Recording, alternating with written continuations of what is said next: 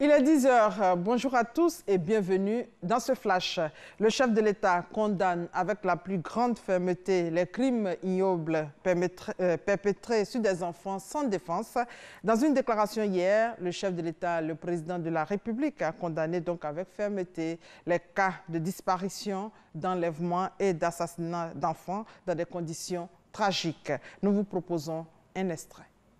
Tous les suspects seront traduits devant la justice et les coupables seront sévèrement punis. J'ai donné des instructions fermes pour que nos forces de défense et de sécurité se déploient en nombre sur le terrain pour protéger toutes les populations. Je vous invite donc, chers compatriotes, à ne pas céder à la psychose. Nous sommes déterminés à lutter contre ces pratiques inacceptables. Tous les moyens humains et matériels seront déployés pour faire la lumière sur ces événements ignobles, afin d'éviter que cela ne se reproduise. Il ne doit plus jamais y avoir de cas de Bouba en Côte d'Ivoire. Mes chers compatriotes, je voudrais également revenir sur les comportements inciviques et les attaques contre les symboles de l'État qu'il nous a été donné d'observer dans certaines localités de notre pays, notamment à Guiglo, Soubré, Blolequin et plus récemment à Mbayakro. Oui, nous avons assisté à une montée d'actes de violence et de défiance de l'autorité de l'État. Des familles ont été endeuillées. Des symboles de l'État ont été saccagés.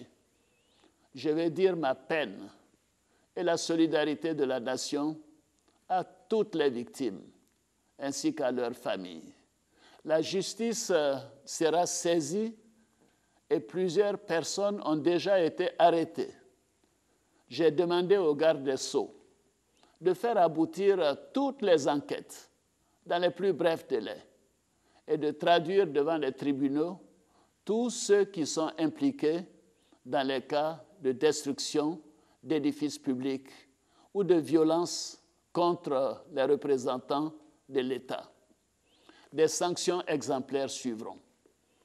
J'ai instruit le Premier ministre et les différents membres du gouvernement à l'effet de poursuivre leurs actions en vue d'apporter des réponses aux préoccupations des populations ivoiriennes et des résidents de notre pays, tout en les adjoignant de prendre des mesures fermes contre tous les actes inciviques notés sur l'ensemble du territoire.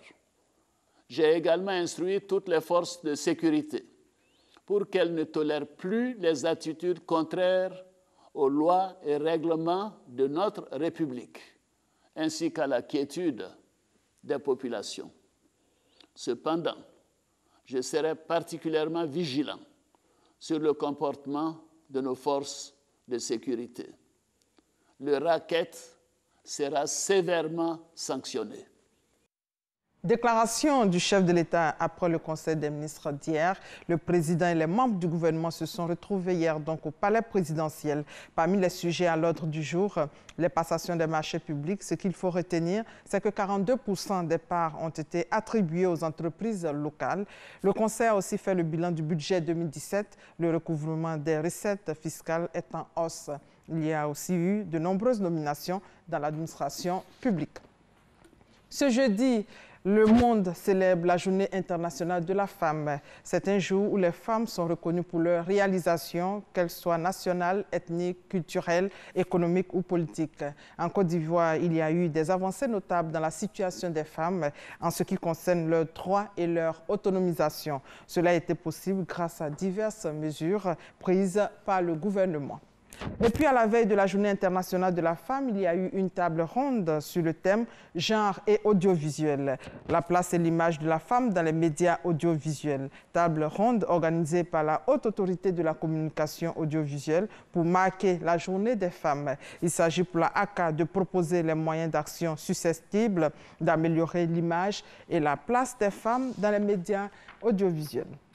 En Sierra Leone, pour terminer, les observateurs saluent un scrutin sans incident. Plus de 3 millions d'électeurs étaient appelés aux urnes pour choisir leurs représentants locaux, leurs députés et le prochain président de la République. Et c'était hier. Marqué par une très forte affluence dans les bureaux de vote, la journée donc s'est déroulée sans incident majeur à la satisfaction des observateurs internationaux.